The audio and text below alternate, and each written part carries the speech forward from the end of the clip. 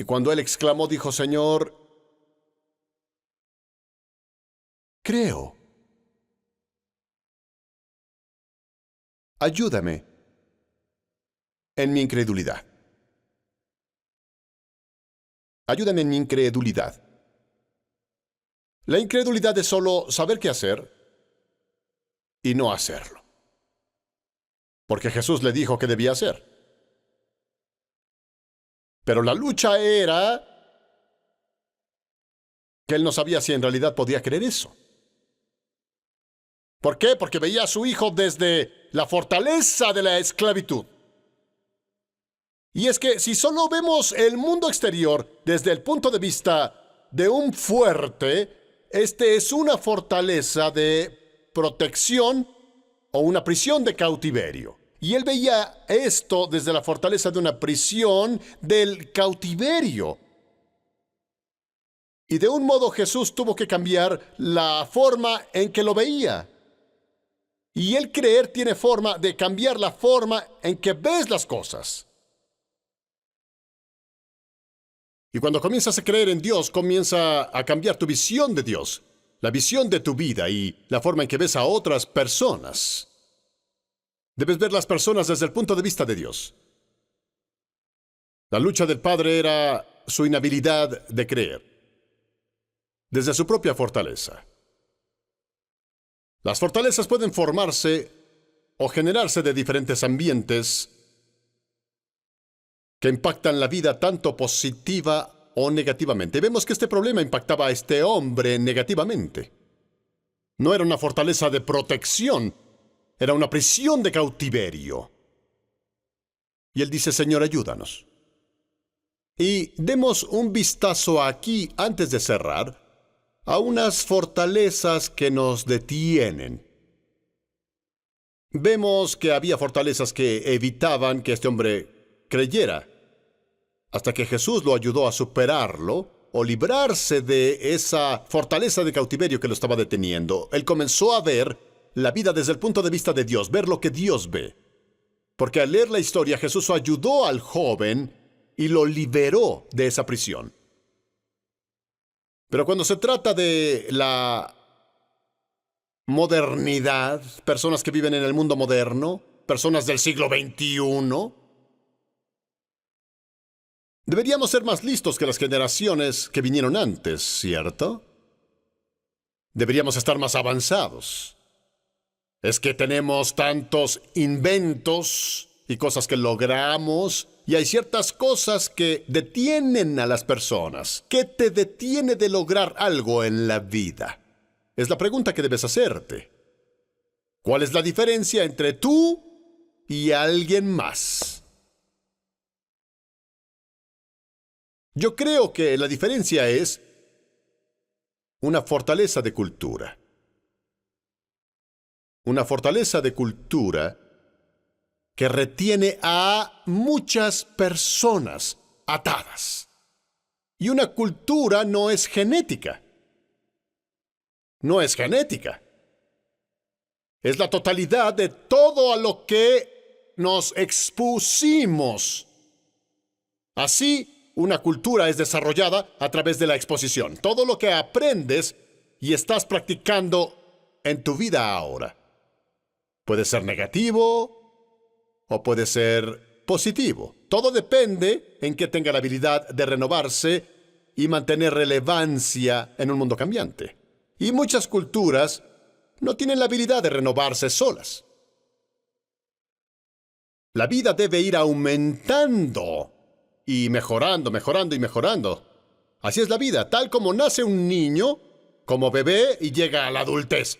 Podemos ver la transformación, vemos el crecimiento. Lo mismo es con tu mente. Tus pensamientos deben crecer, crecer, cada día. Debes ser más inteligente de lo que eras ayer. Cada día debes aprender algo nuevo, algo diferente, algo que puedas ajustar y girar tu mente de una cosa a otra y ¡pum! ¡Wow! Todo este tiempo he creído eso y ahora soy libre. Porque creo que hay una fortaleza en la mente y en la cultura que muchas veces retiene a las personas ya lo dije, no es genética.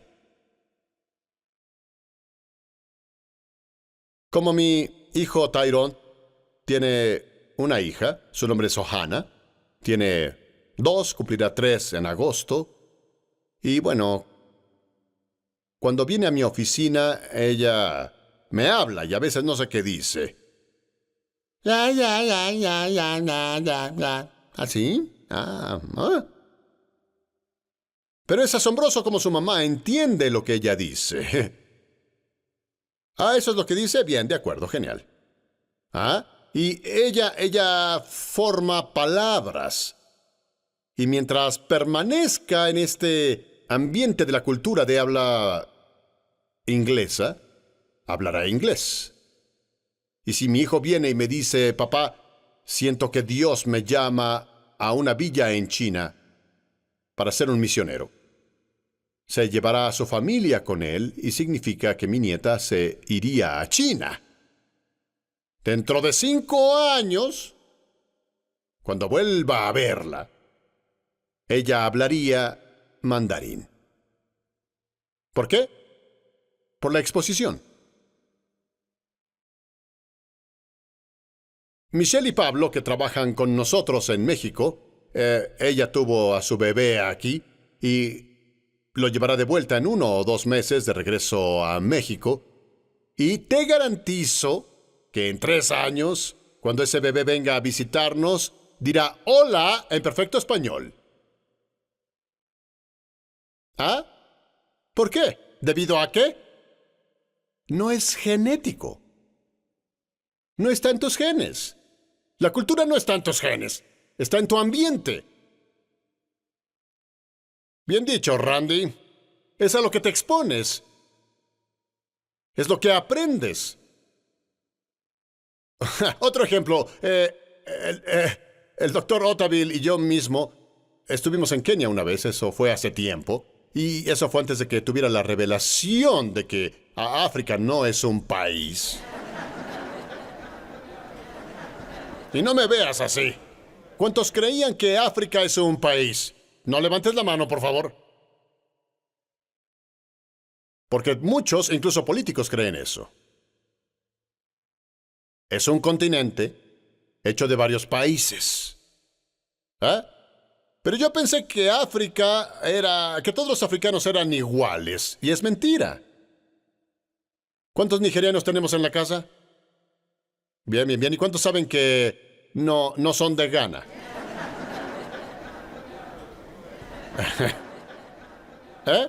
Pero la cosa es que fuimos allá y él se vestía con su gran túnica, él caminaba por ahí y regresábamos al hotel de una reunión y veía a las personas como... No. Dije, ¿te ven como si fueras de Marte o algo así? Porque esa no es su cultura. En Kenia les gusta usar trajes en el calor.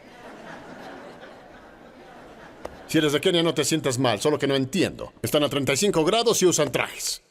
Siempre como, hola, pastor. Y yo ahí en camiseta. ¿Por qué? ¿Qué pasa? La influencia británica pesó más en ellos que en Ghana. Aunque tienen influencia británica, no es como en Kenia. Y lo veían como un hombre negro viendo a otro negro y viéndolo así. En vez de decir, oye hermano, no, oye hermano, nada. No eres de los nuestros. ¿Por qué? Porque él era diferente, fue criado en una cultura diferente. La cultura nos impacta en muchas formas. Pero si no es una cultura que se pueda mantener relevante o en cambio, estaremos prisioneros, seremos cautivos, nos va a retener ahí. Así es. Así que es muy importante entender, cuando la cultura no es relevante, puede ser una influencia dominante que cierra la puerta a nuevas oportunidades y posibilidades para su gente. Cuando una cultura no es relevante. Por ejemplo, cuando China estaba bajo el comunismo, y en China todos eran comunistas, todos usaban la misma ropa, era de un color verde, y todos se veían verdes. Ahora no. ¿Por qué? Porque la cultura está cambiando. Parece que el este está impactando más y más y más y más. Y cambian la forma en que hacen las cosas. ¿Por qué? Porque ya no están cautivos por esa fortaleza.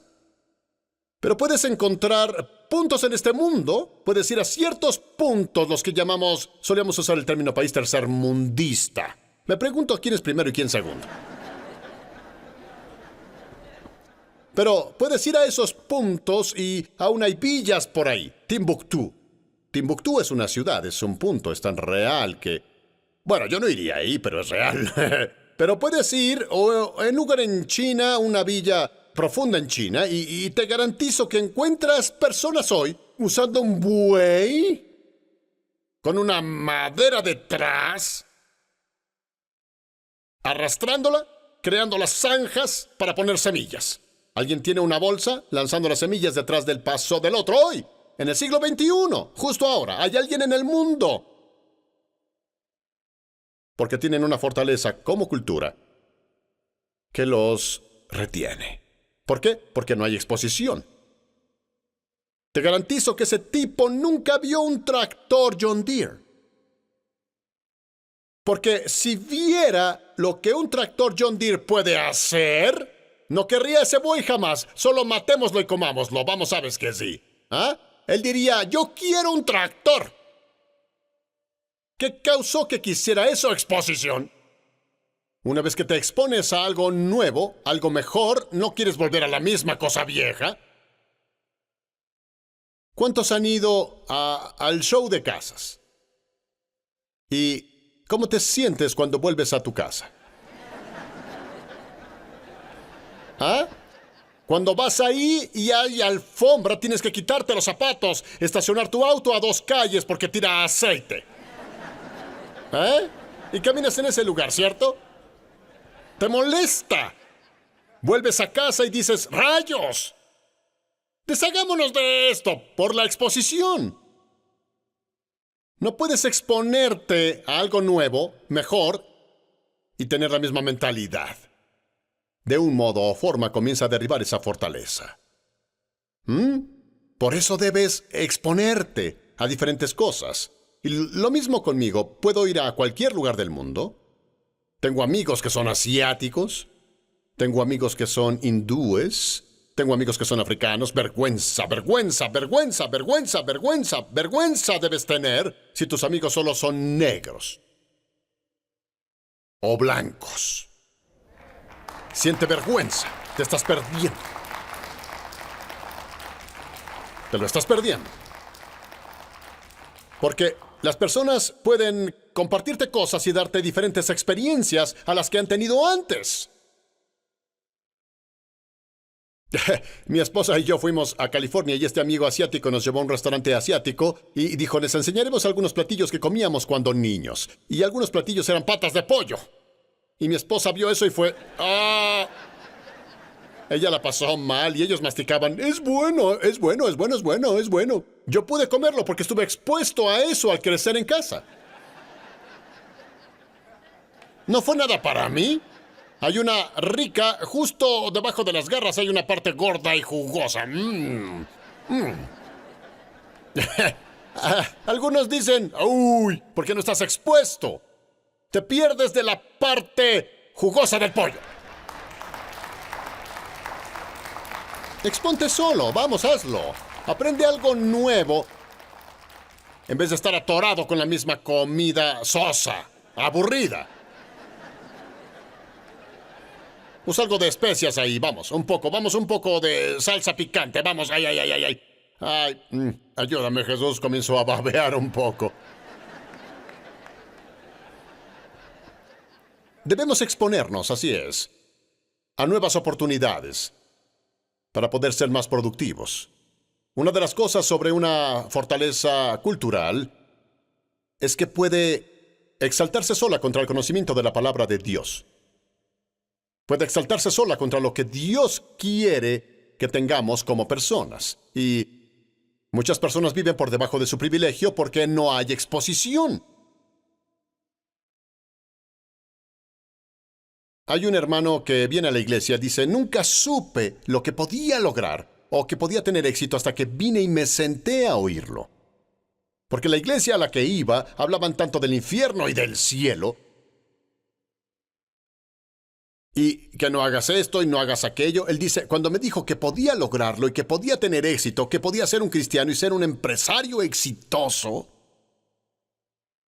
dijo, cambió todo mi paradigma, giró todo mi cerebro. ¿Por qué? ¿Qué pasa? La religión levantó una fortaleza en su mente que nos dice que no podemos hacerlo. Bueno, si comienzas a hacer eso, tal vez retrocedas. Si obtienes mucho dinero, vas a retroceder. ¿Es eso verdad? Amigos, si quiero ser tentado por eso. Solo quiero ver si voy a retroceder o no. Dame $1,000,000 y déjame ver. No me importa ser tentado, quiero exponerme a esa tentación. Pero es lo que la religión nos enseña. ¿Ah? Miedo. No tienes que temer. Dios puede darte un balance en la vida.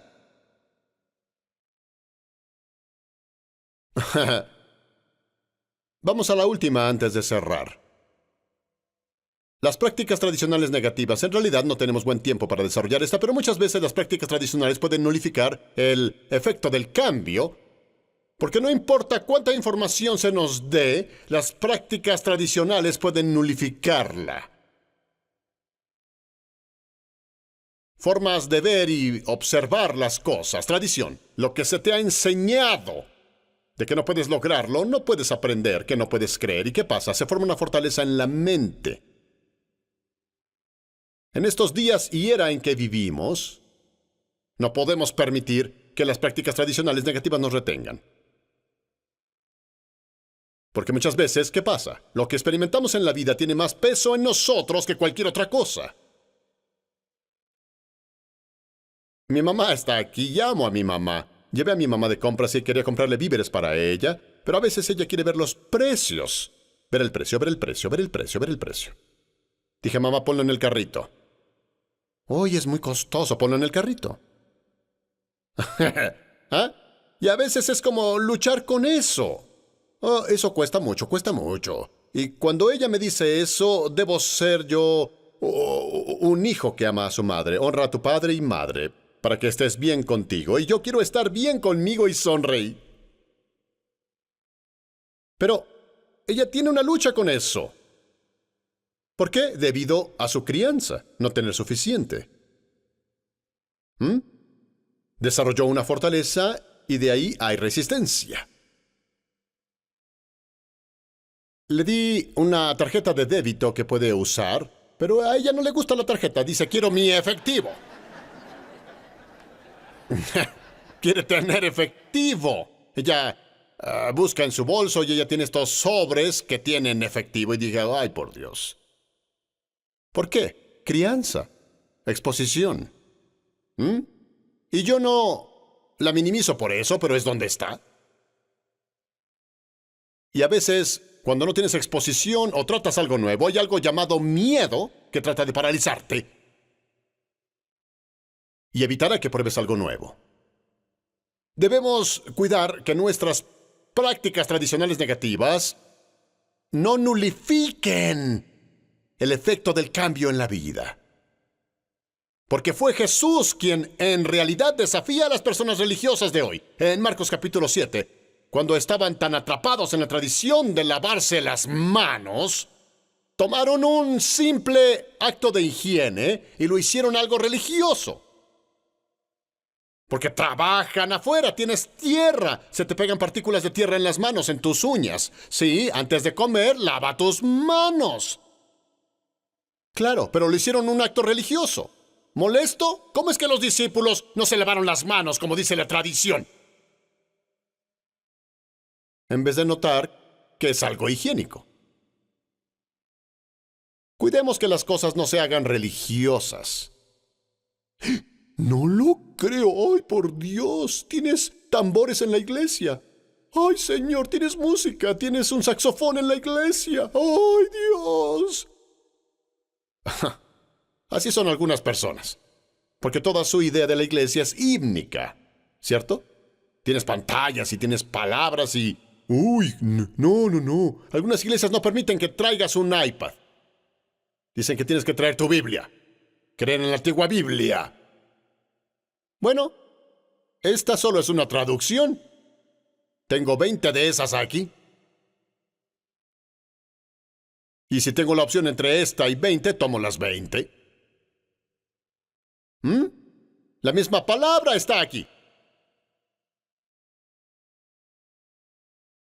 Pero esa no es la palabra de Dios. Bueno, antes de esto, de un libro, la palabra estaba en un pergamino. Y el pergamino era una hoja de piel de vaca que quemaron y escribieron en ella. ¿Puedes imaginarme viendo aquí? ¿Abran su pergamino todos? ¿Ah? ¿Te lo imaginas? Tomas tu pergamino y luego golpeas a otra persona en la cabeza. Disculpen, amigos. Y el problema es que necesitamos abrazar, yo creo, o apreciar los principios de los antecesores. Apreciar. Yo aprecio cuando veo la historia. Aprecio por lo que tuvieron que pasar en la vida. Pero no hago una doctrina de eso. Esa fue su experiencia. Bueno, de algún modo creo que la palabra que oíste hoy sea aplicable a tu vida.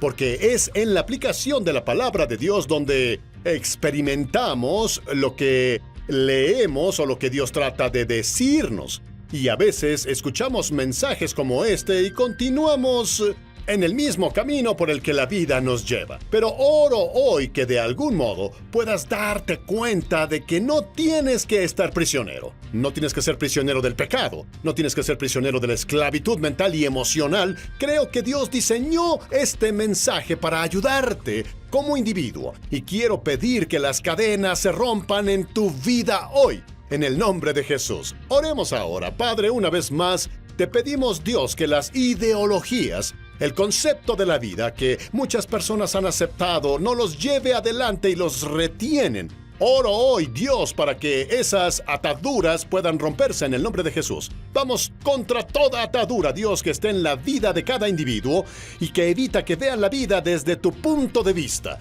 Oro por ellos ahora en el nombre de Jesús, que tengan la libertad y la experiencia de experimentarte de una nueva manera. En el nombre de Jesús oro. Amén y amén. Confío en Dios que de algún modo tú te aferrarás a esto. Porque Cristo vino con el propósito de darte libertad. Y puedes tener esa libertad ahora, cuando apliques sus principios y su palabra. Tal vez nos estés viendo por primera vez y nunca te has comprometido con el Señor Jesucristo. Quiero animarte e invitarte hoy a decir una sencilla oración. Pide a Jesucristo que entre en tu vida. Y la Biblia dice que los hombres se alejaron de la gloria de Dios. Así que eso lo sabemos. Pero Dios abrió una puerta por la que tú y yo podemos llegar a la salvación. Y lo que debemos hacer es clamar el nombre del Señor y la Biblia dice que seremos salvos. Es tan simple. Y confío en Dios que harás eso. Y cuando lo hagas, no olvides escribirnos. Compartirnos tu testimonio. Nos encanta saber de ti. Lo que Dios hace en tu vida. Hasta la próxima, la frente en alto. Y esto nunca lo olvides. Dios te diseñó para caminar en libertad y no en esclavitud. Que tengas un gran día. Hasta pronto. Estas son 3 lecciones que quiero que recuerdes de estos versos de las Escrituras. Número 1, Dios siempre está presente con nosotros. Y tu presencia no puede alejarse de Dios. No importa cómo intentes alejarte tratando de removerlo de nuestra conciencia, sigue siendo Dios. Dios siempre está listo para comunicarse con nosotros. A Él le interesan las relaciones. Y Él quiere hablarnos. Él dice, estoy a la puerta y llamo. Si alguno oye mi voz diciendo, oye, aquí estoy. Dios siempre está listo para tener una relación con nosotros. Él quiere entrar en nuestro corazón, en nuestra vida, y ser quien haga la diferencia. No sé tú, pero yo quiero personas en mi vida que hagan la diferencia, que hagan mi vida mejor, que le den valor a mi vida. Hay aquellos que te harán mejor, aquellos que te devaluarán, pero están quienes te darán valor.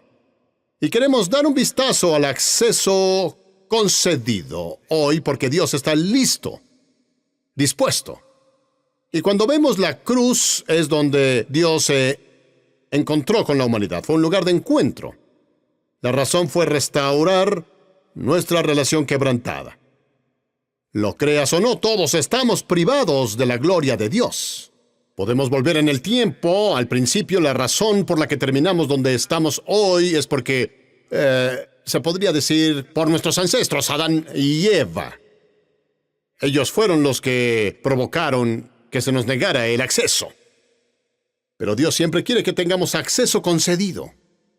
Él creó a un hombre y una mujer y les dio la mejor suite llamada el Jardín del Edén. Necesidades cubiertas, todo pagado. Y lo único que debían hacer es tener una relación con Dios. Pero el intruso vino y rompió la relación mintiéndoles. Y es lo que tenemos en la sociedad, en el mundo de hoy. Personas creyendo mentiras en vez de la verdad. Creemos mentiras sobre nosotros, creemos mentiras que otros dicen de nosotros. Pero cuando Jesucristo vino, el único propósito fue para la relación, no religión. Y yo sé que a veces las personas que nunca experimentan a Dios de forma viva, siempre lo ven desde un punto de vista religioso. El hombre hizo la religión de lo que Dios quería que fuera una relación. ¿Correcto? Y el acceso concedido revela que tu vida importa. Sé que escuchaste esa afirmación antes, pero la robaron de Jesús. Dios fue el primero en decir, toda vida importa. Por eso vino. Por eso murió. Pues si nuestra vida no le importara, Él solo hacía ¡puf! Y comenzaría todo. Pero Dios dijo, no comenzaré todo. Trabajé tan duro porque Dios sopló en el hombre aliento de vida. Dios no se destruiría a sí mismo. Así que dice, me importan mucho y voy a probar cuánto amo al hombre y estoy dispuesto a recorrer el camino para recuperarlo. Dios te busca. ¿Verdad? Agradezco que me encontró. Es cierto. Vamos, descubrí que estaba detrás de mí. Él me perseguía, me quería demasiado. Él dijo, construiré un puente entre tú y yo. Y puedes caminar sobre ese puente de regreso. Se llama la cruz. Lo que tienes que hacer es abrir y verme trabajar en tu vida. Y el acceso concedido es una imagen clara. Yo creo en el último sacrificio que Jesús hizo. Era una garantía. Y la muerte, el nacimiento y resurrección era una garantía para que tuvieras acceso concedido con Dios. Y al reflejarnos en esto este día y pensemos en Jesús y sus logros desde el vientre a la tumba, a la resurrección, y todo lo que pasó en medio, todo lo que Jesús hizo fue por la humanidad. Él nunca hizo nada para él mismo. Él siempre fue para las personas. Él vivió una vida de sacrificio, no una egoísta. Y creemos que el mundo gira a nuestro alrededor. Pero Dios dice, no. Hay más de la vida que lo que experimentas. Y por eso es que Jesucristo vino. Él vino a revelarnos a través de la muerte y la misma resurrección cuánto nos ama. Juan capítulo 3, verso 16 dice, tanto amó Dios al mundo, que dio a su Hijo unigénito, para que todo el que cree en Él no se pierda, sino que tenga vida eterna. Todo el que significa todos. ¿Cierto? Dios te incluyó en su plan. Está en nosotros abrir la puerta y dejarlo entrar. Él dijo, estoy en la puerta y llamo. Pero si lo notas, la decisión solo es tuya. Dios nos dio una opción. Debemos decidirnos a elegirlo. Y ahora demos un vistazo a esta demostración del amor de Dios. La cosa radical que Dios tuvo que pasar solo para llegar a ti y a mí. El precio que pagó. Descubrí que Dios en serio, en serio, en serio, en serio, en serio, en serio, en serio, en serio, en serio, ¿quieren una más? En serio, en serio, en serio, te ama. Algunos dicen te amo. Es todo. Pero le gusta presumirlo. ¿Sabes de qué hablo? Y en serio, te amo. Te amo demasiado.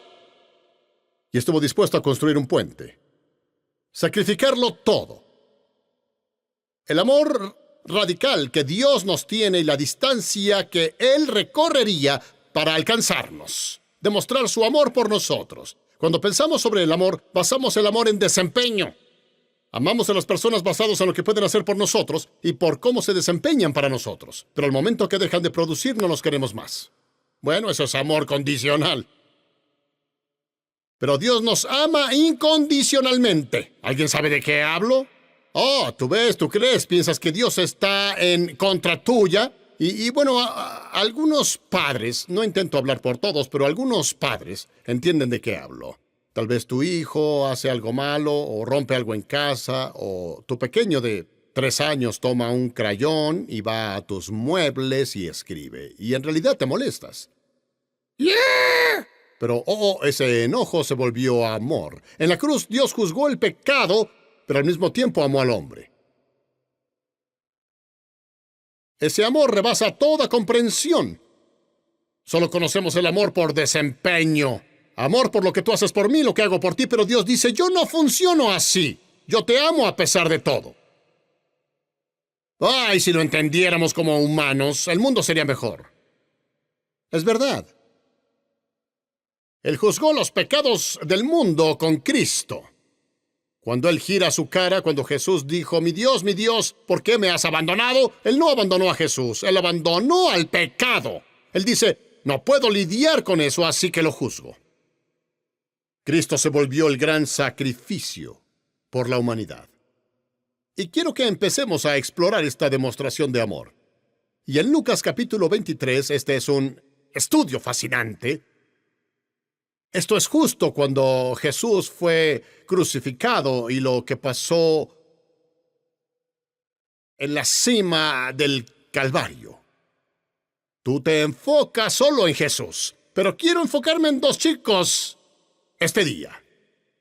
2 chicos malos. Quiero hablar del bueno, el malo y el feo. Así es, porque había de todo. Jesús era el bueno.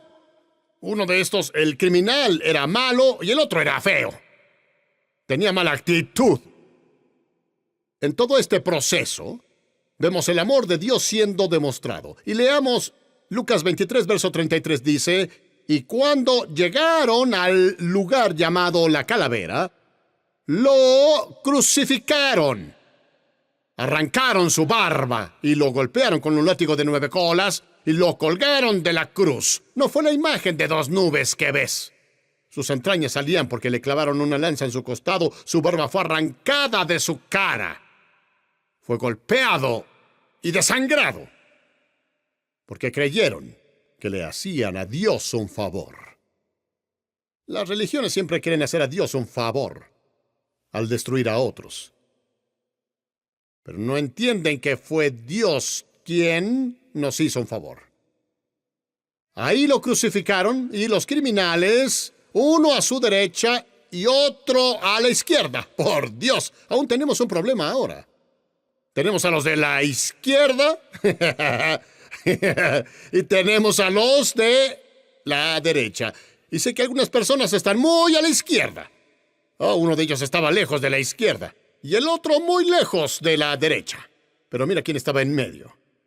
Y todo lo que Dios quería era unir a los de la izquierda y derecha. Vamos, Él quiere unirnos, piénsalo, es verdad. No dibujar una línea de por medio. Él dice ser el puente entre el mal, el bien y lo feo. Es lo que Jesucristo vino a hacer. Y a esos 2 hombres los colgaron con Él. Como resultado de que quien estaba en medio de ellos, los criminales experimentaron tanto el peor día y el mejor día de sus vidas. Ese día fue el peor día. Y ya hablamos sobre el Viernes Santo. ¿Qué es bueno sobre el Viernes Santo? Fue bueno cuando supiste que no siguió muerto, se levantó. Para que yo viva de nuevo.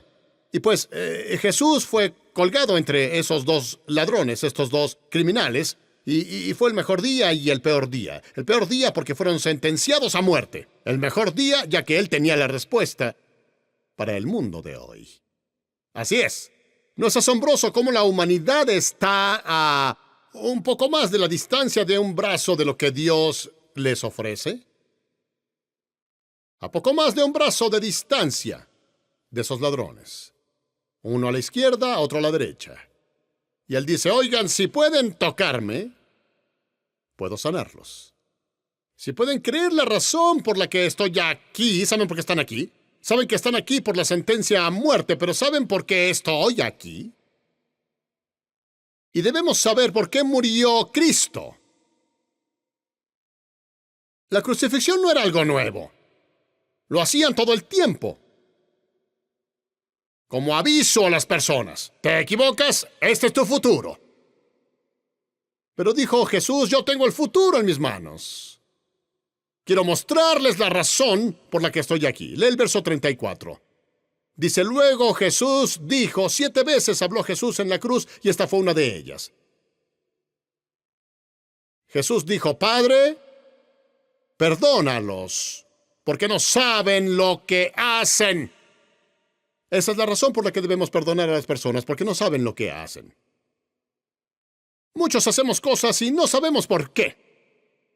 Herimos a otros y no sabemos por qué los herimos. Y descubrí que los heridos hieren a otros para sentirse mejor con ellos mismos. Pero lee lo que Jesús hizo. Él dijo, Padre, perdónalos. Él no dijo, Padre, júzgalos. Él no dijo, Padre, aniquílalos. Él no dijo, Padre, sácame de aquí. Él dice, Padre, perdónalos. Porque su enfoque no estaba en él. Estaba en ellos. Dios nos ama. De verdad nos ama. Nos ama. Y dividieron sus ropas. Esto pasaba al mismo tiempo. Y por su parte la gente se quedó allí observando. Así que teníamos a los espectadores. Y aún los gobernantes se burlaban de él y reían diciendo, salvó a otros, que se salve solo, si es el Cristo, el elegido. Tenían comediantes entonces burlándose de Jesús, pensando que era divertido. Mejor una sonrisa barata de alguien más haciendo chistes.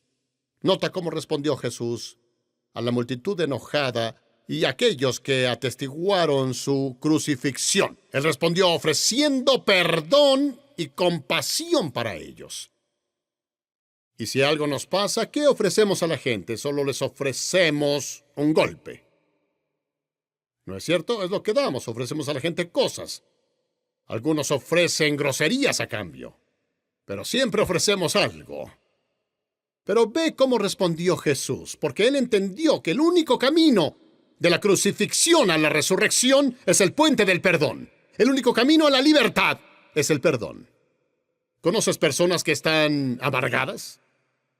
¿Enojadas con el mundo? Se aíslan y creen que sacan a la gente, pero no perdonar te puede encerrar en una prisión y mantenerte ahí y darte una sentencia de por vida. Pero Jesús descubrió que la única forma en que el hombre se mueve de ser un pecador a un santo, es a través del poder del perdonar. Él no ofreció perdón solo porque se lo pidieron.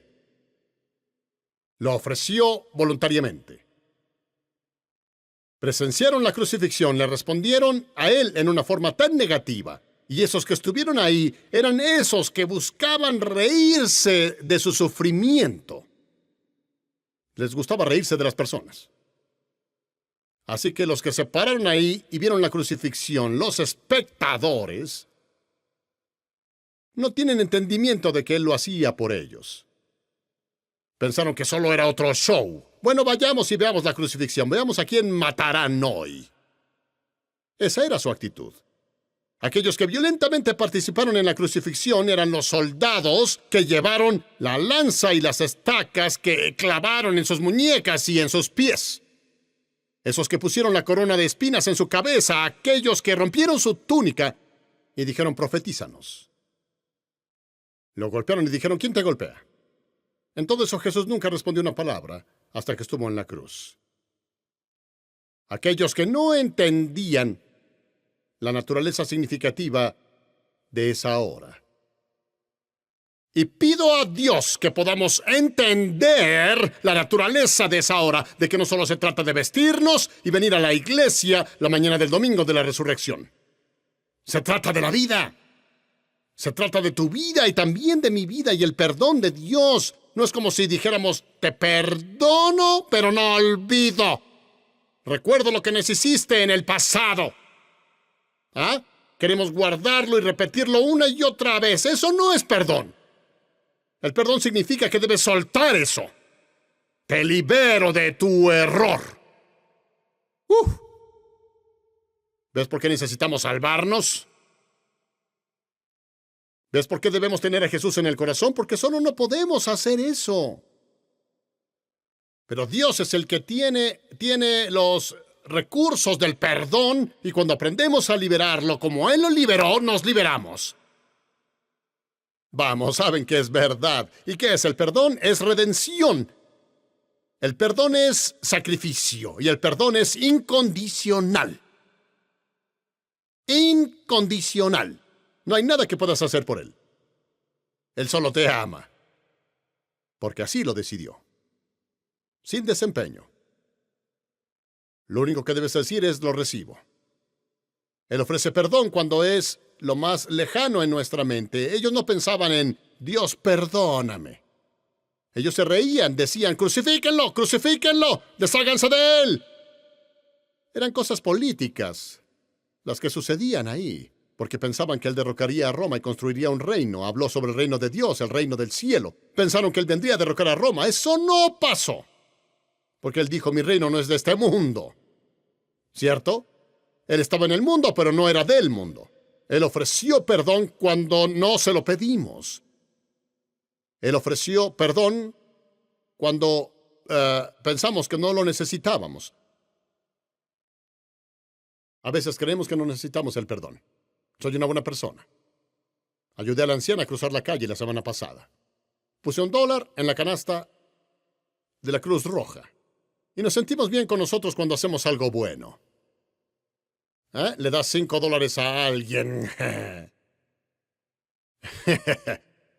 No es por obras de justicia que hemos hecho, sino por su misericordia. Misericordia es Dios reteniendo lo que nos merecemos y dándonos lo que no merecemos. Es lo que Dios ofrece. Y Él ofrece perdón. Ofrece perdón de una forma que no podemos repetir. Ofrece perdón incluso cuando no tengamos forma de pagarlo. Y cuando alguien hace algo bueno por nosotros, preguntamos, ¿cuánto cuesta? Porque queremos sentirnos bien con nosotros. Pero Dios dice, no hay precio en esto. No puedes pagar por tu salvación. Sé que la religión te dice, debes hacer esto, debes hacer aquello, debes hacer lo otro, y hacer esto y eso y lo demás, y tú sigues haciendo en la misma condición. Pero Dios dice, no puedes cambiarte, yo soy el único que puede cambiarte. Muchas personas tratarán de hacer resoluciones de Año Nuevo diciendo, bueno, voy a dejar de hacer esto y voy a dejar de hacer eso por 2 días. Ay, vamos, ¿cuántos al principio de año dijeron que iban a ejercitarse y voy a recuperar mi figura? ¿Ah? Y te levantas el primer día del Año Nuevo y todo fresco y todos están, a la siguiente mañana y el siguiente mes y el siguiente mes. La humanidad no puede cambiar solo sin Dios. Quiero decir eso de nuevo. La humanidad no puede cambiar solo sin Dios. No puedes tener paz externa si no hay paz interna. Claro que sí. ¿Vamos? La paz no llega con la falta de guerras. Tú debes tener paz en ti. Y esa paz viene de Dios. Él es el príncipe de la paz.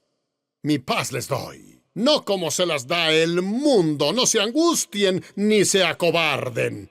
Cuando Jesucristo vino, Él vino a restaurar a la humanidad, a su derecho y privilegio que tenían con Dios. ¿Correcto? Y el perdón ofrecido por Jesús es suficiente para todos. No hay escasez. Yo sé que hablamos de escasez. Y bueno, no usamos mucho el agua, pues ahorramos, decimos ahorra esto, ahorra aquello, ahorra. Esto ha sido por generaciones. A Dios nunca se le terminará. El perdón. A veces crees que te lo terminaste. Crees que el perdón es limitado. Pedro trató eso con Jesús. Cuando Jesús hablaba sobre dar, Pedro dijo, mi Señor, discúlpame, Señor, ¿cuántas veces debo perdonar? Pedro tenía algo que decir. Él deseaba que Jesús dijera unas 7 veces. Entonces significa que la octava puedo enojarme. Y es que nos enojamos rápido. ¿Cuántos saben eso? Aguantamos por un segundo y después es todo. Perdemos la cabeza. Pero él dice no continuamente. Necesitamos a Jesús. Por eso debemos ser salvados. Porque sin Cristo no tienes la aptitud o la capacidad de hacerlo. Pero cuando Dios entra en ti, el que perdona, entra en tu corazón. Él entra en tu mente. Y ahí, Él puede interponer el perdón. Y su perdón fue suficiente para todos, pero no siempre es recibido por todos. Aunque está disponible, no todos lo reciben. La razón por la que el mundo está en el estado que está hoy es porque no recibió lo que Jesús ofreció. Ve tu propia existencia y lo que Jesús hizo por tu vida, que cuando experimentaste a Cristo y te transformó desde adentro, ve que eres diferente. Ahora eres un activo para la sociedad, no un pasivo. ¿Cierto, amigos? No debo preocuparme por meterme en problemas, porque Dios saca los problemas de mí, es la verdad. Él me salvó. Era un niño rebelde, pero Jesús puso la obediencia dentro de mí. Sé cómo someterme, sé cómo ser obediente ahora, debido a lo que Él hizo por mí en la cruz del Calvario. Cuando recibí su perdón, Él me liberó. Es cierto. ¿Vamos? Soy un hombre libre. ¿Por qué? Por lo que Cristo hizo por mí. Debes hacer esto personal, amigo. En el verso 36 dice, los soldados también se burlaban. Esto es justo después de que dijo, perdónalos. Intensificaron las burlas. Cuando colgaba de ahí, Padre, perdónalos. ¡Ja, ja, ja, ja, ja! Ahora habla solo. Ellos se burlaban. Pero Jesús continuó con el perdón. Los soldados también se burlaban diciendo, le ofrecían vinagre y le decían, si eres el Hijo de Dios, sálvate solo. Una inscripción fue escrita sobre él en letras griegas, latín y hebreo. Este es el Rey de los judíos. No es el Rey de reyes, es el Señor de señores. Él no se limita solo a cierta raza de personas. Él murió por todos. Así es. Y pensaban que él estaba limitado. No, él no estaba limitado. Era por todos. Si alguien tiene derecho a sentir resentimiento contra la humanidad, Jesús lo tiene. Porque Él hizo esto por ellos y ellos no lo apreciaron. ¿Te molesta cuando haces cosas por personas que no lo aprecian? No quieres hacerlo más, ¿cierto? Rayos, yo lo hice, no lo apreciaron. Y pues no lo hiciste por amor desde el principio. Lo hiciste basado en el desempeño.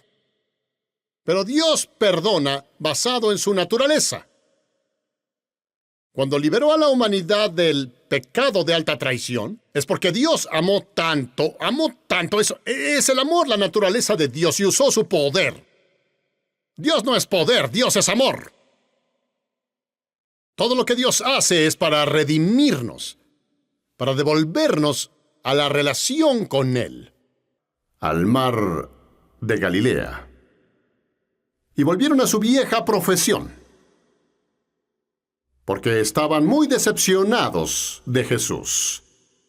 Se decepcionaron porque lo que ellos creían que hacían, un movimiento, fue interrumpido por los romanos al crucificar a Jesucristo. Por 3 años y medio Jesús trató de preparar los corazones de los discípulos para ese día. Pero cuando Jesús murió, los discípulos se alejaron. Pedro lo negó, y el resto de ellos volvieron a su profesión. Cuando Pedro dijo, voy a pescar, ellos dijeron también nosotros. Cuando siguieron a Cristo no renunciaron a sus negocios, aún tenían sus negocios. Ellos volvieron y continuaron. Y siempre tuvieron problemas al pescar, ¿cierto? Recuerden Lucas 5, cuando Pedro no pescó nada en toda la noche, él colgaba su red, Jesús pidió su bote y le enseñó a la multitud y le dijo, lánzalo a lo profundo para pescar. Y Pedro dijo, Señor, he pescado toda la noche, pero no atrapé nada. Sin embargo, a pesar de mi mala experiencia, a tu orden lo haré. Y ya conocen la historia de cómo lo hizo y atrapó muchos peces. Y su red comenzó a romperse y él experimentó milagros. Y volvieron a pescar toda la noche lo mismo. Parece que volvieron a la forma antigua de hacer las cosas. Cuando caminaban con Jesús, las cosas pasaban.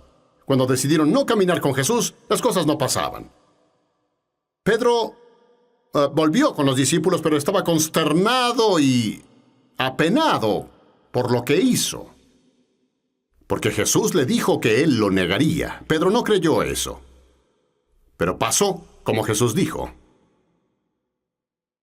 Y cuando Jesús resucitó de la muerte, él fue a la playa y ahí les preguntó, amigos, ¿han atrapado algo? Y dijeron, no, no atraparon nada. Luego él les dijo, lancen la red a la derecha. Y obedecieron, y la Biblia dice que atraparon muchos peces. Pedro vio eso y dijo, ¡es el Señor! Y se lanzó al agua y nadó a la orilla. Y ahí Jesús tenía preparados peces en el fuego, ya listos. Y Dios tiene cosas preparadas para ti. Dios tiene cosas preparadas para ti. Solo que no lo sabes. Pero está en tu futuro. Y ahí desayunaron esa mañana, y estoy seguro que estaban pasmados. Decían, ¡ay, por Dios, es Jesús! Lo que dijo que pasaría, pasó. Y había algo de emoción, de nuevo, por seguir al Cristo resucitado. Y luego Jesús interrumpió la emoción. Él dijo, necesito hablar con Pedro. Imagino a Pedro agachando la cabeza. Él dice, tengo una pregunta triple para ti, Pedro. Y esto determinará dónde estás. Descubrí que cuando Dios hace una pregunta no es porque busque una respuesta. Dios hace una pregunta para ubicarlos, para que se ubiquen solos. Cuando un maestro hace prueba no es porque el maestro no sepa el examen. El maestro hace examen para saber que saben. ¿Verdad? Y le preguntó a Pedro, dijo, Pedro, ¿me amas? Él dijo, sí, Señor, entonces alimenta a mis ovejas. Luego le preguntó de nuevo, ¿me amas? Él dijo, sí. Y le dijo, alimenta a mis ovejas. Y le preguntó de nuevo, ¿me amas? Y Pedro dijo, Señor, tú sabes todo. Bueno, él quería oír a Pedro decirlo. Y una pregunta que hizo Jesús para ver si el amor de Pedro era servicio de dientes para afuera o basado en autoconveniencia. Y muchas veces siempre queremos oír mensajes, y eso sucede mucho ahora con los creyentes jóvenes. Quieren oír sobre el amor de Dios y cuánto los ama Dios y la gracia de Dios y la misericordia de Dios. Todas esas cosas son verdad. En realidad creo que Dios nos ama. Y sé eso porque Dios amó tanto al mundo que dio a su único amado Hijo para que quien crea en Él no perezca y tenga vida eterna. Yo sé eso, experimenté esa vida eterna cuando Cristo entró en mi corazón. Sé que Dios me ama porque Él envió a Jesús. Y Jesús vino y tomó los pecados del mundo, la carga de la culpa, la carga del pecado. Ya no descansa en nuestros hombros. Jesús la tomó. Por lo tanto, no hay condenación para quienes están en Cristo Jesús, a quien no busca lo carnal, sino el Espíritu de Dios. Ahora somos hijos de Dios, hijos de Dios.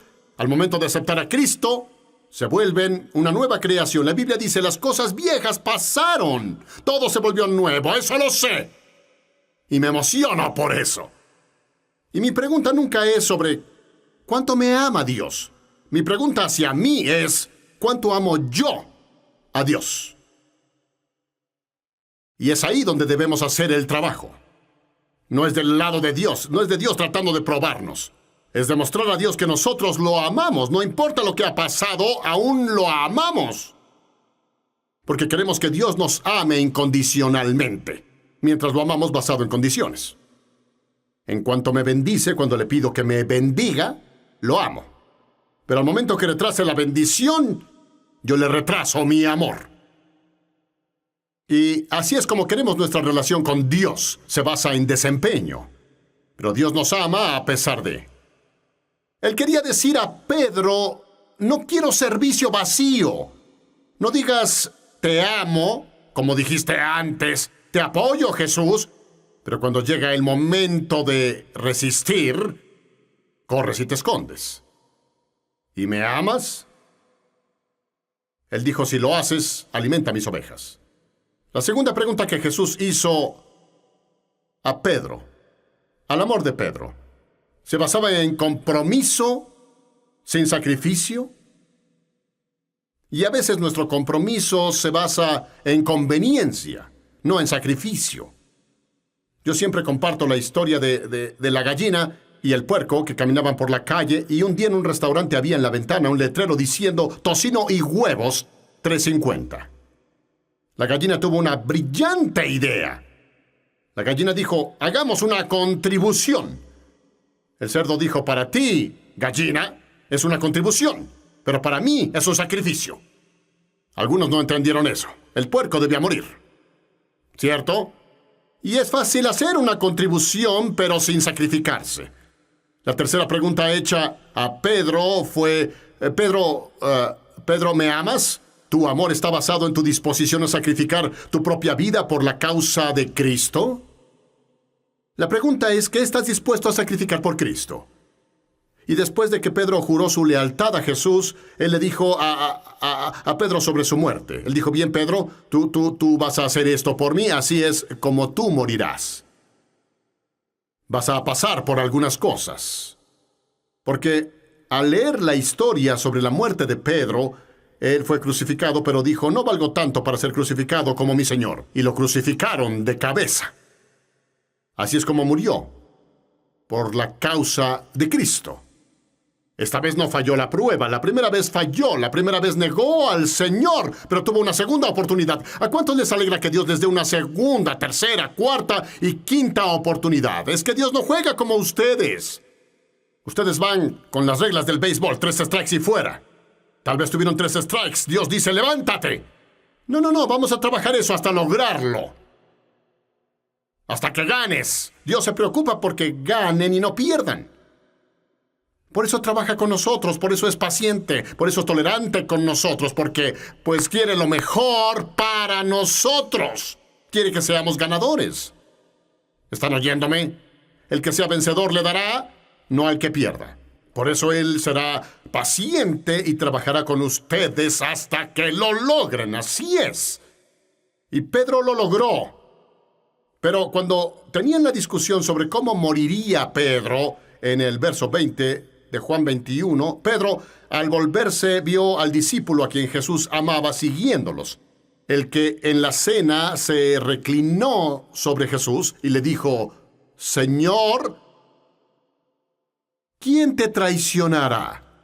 Al verlo, Pedro preguntó, Señor, verso 21, Señor, ¿qué hay de él? Aquí Jesús hablaba con Pedro, dándole a este una asignación, mostrando a Pedro su destino, y este se preocupaba por otros. Y cuando Dios les habla a ustedes, no le habla a nadie más. Y estamos tan atrapados en la sociedad, en la vida de otras personas. ¿Qué sucede en la vida de otras personas? ¿Qué les ha pasado?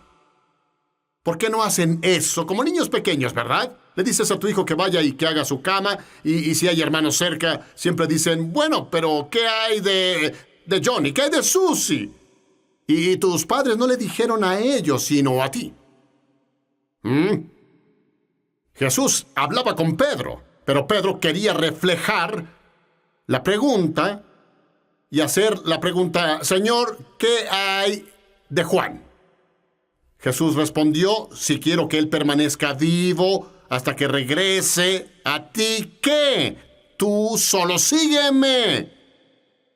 Lo diré así. Jesús dijo, no es de tu incumbencia lo que le pase a Juan o al resto de los discípulos. ¿Tú me amas? Enfoquémonos en ti, Pedro. Y hoy quiero discutir con ustedes el tema del peligro de compararse con otros.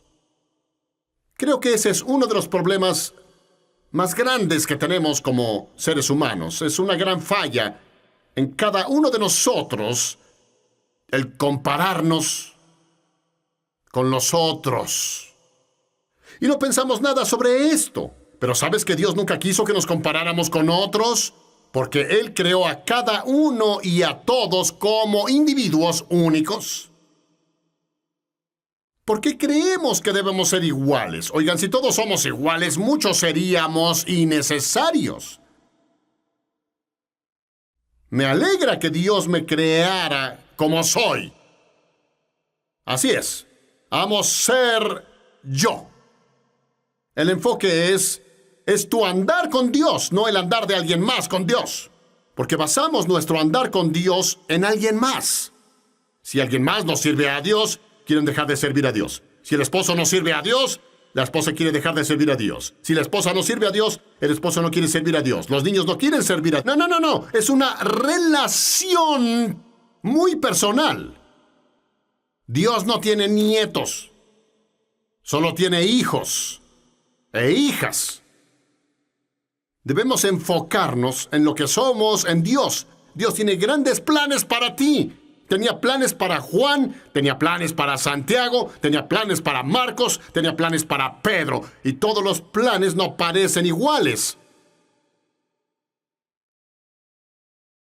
Para Pedro, Él le dijo, así vas a morir. Pero, ¿qué hay de los otros? Cuando pasamos más tiempo enfocados en lo que otros no hacen, perdemos visión de nuestro llamado en la vida. De algún modo, cuando nos enganchamos en compararnos, nos perdemos de vista lo que Dios quiere que seamos. Porque creemos que debemos ser como otros. Si alguien más tiene éxito y ustedes no, tratan de compararse. Nuestro llamado de Dios tal vez puede no tener nada que ver con el llamado de otros. Esa es una cosa que como ministro, como pastor, yo no me comparo a esta iglesia con otras iglesias. Las personas vendrán y dirán, bueno, su iglesia no es como tal y tal iglesias. No queremos ser como tal y tal iglesias. Queremos ser lo que Dios quiere que seamos. ¿Verdad? Él nos llamó para ser luz, nos llamó para ser la sal. Todos tienen un llamado diferente, pero es un llamado. Así es. Y el problema que Pedro tenía en su relación con los discípulos, siempre se comparó con ellos.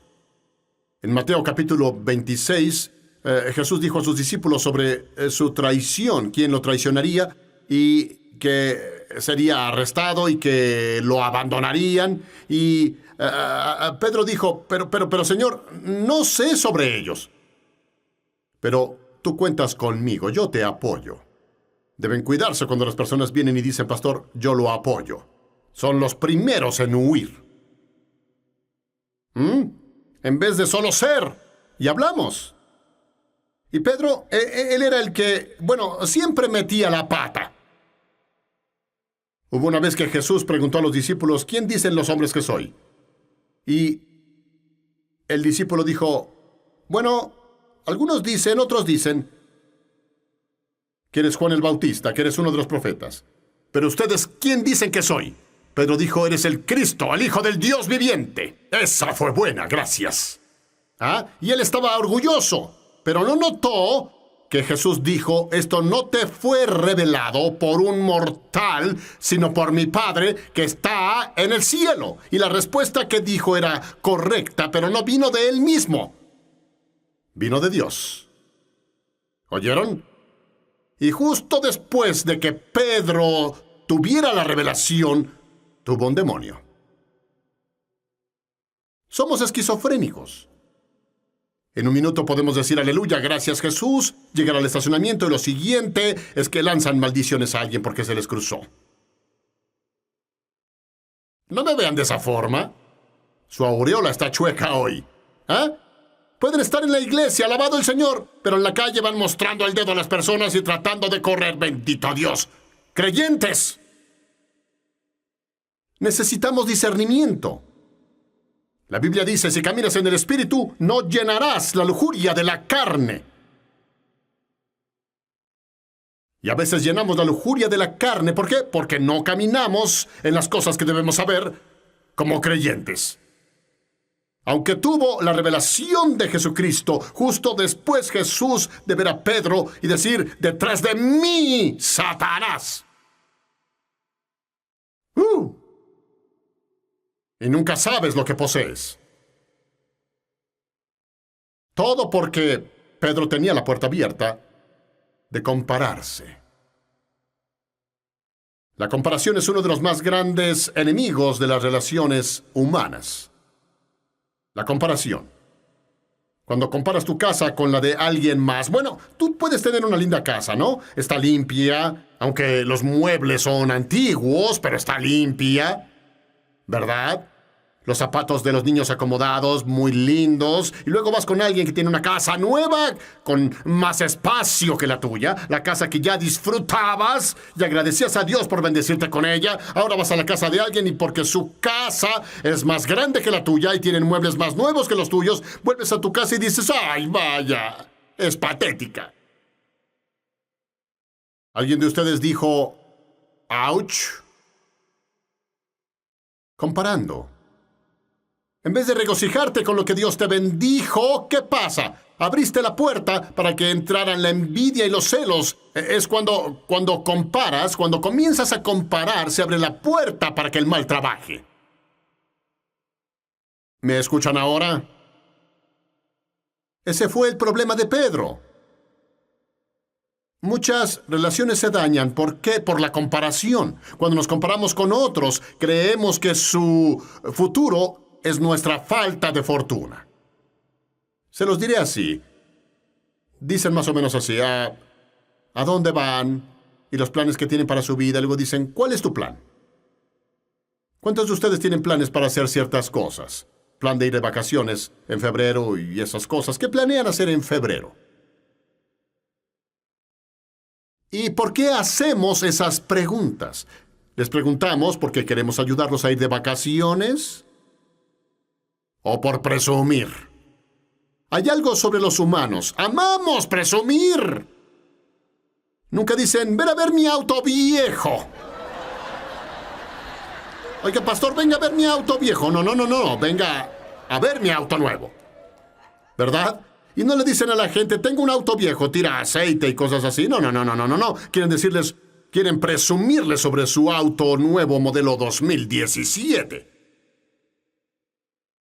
A veces decimos cosas para molestar a las personas, hacerlos sentir celos de nosotros. Muchas veces cuando nos comparamos, pensamos sobre una bendición. Las bendiciones de alguien más seguido nos hacen luchar.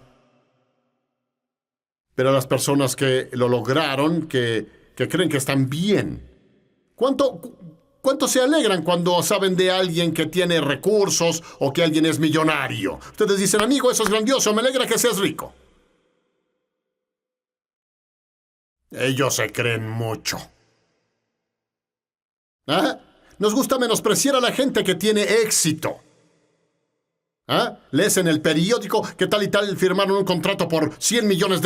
Él no merece tanto. ¿Quién lo merece, tú? Y si tuvieras eso, estarías haciendo CSC. Es difícil regocijarnos con las bendiciones de otros. Sus bendiciones son nuestra lucha, su ascenso nuestro demonio. Y su éxito a veces creemos que es nuestro fracaso. Pero Pablo en Romanos capítulo 12 y verso 15 nos muestra cómo evitar compararnos entre nosotros. ¿Cómo no compararnos? La forma en que pueden defenderse. Él nos dice en el verso 15, cuando otros son felices, esta es la Nueva Traducción Viva, cuando otros son felices, alégrense por ellos. Se los diré de nuevo. Cuando otros son felices, alégrense por ellos. ¿Podrían, con sinceridad en su corazón, alegrarse por el éxito de alguien más? Dicen eso ahora en la iglesia por temor a que les caiga un rayo. Pero no. Si alguien es bendecido y alguien me dice, recibí un aumento, tengo un ingreso de 6 cifras y tú sigues ganando solo 24,000 al año, ellos ganan 600,000 ahora, ¿cómo les cae eso? O alguien en el trabajo es ascendido y ustedes llegaron ahí antes que ellos. ¿Cómo les cae eso? Creen que ustedes lo merecen. En esta cultura tenemos una mentalidad de merecimiento.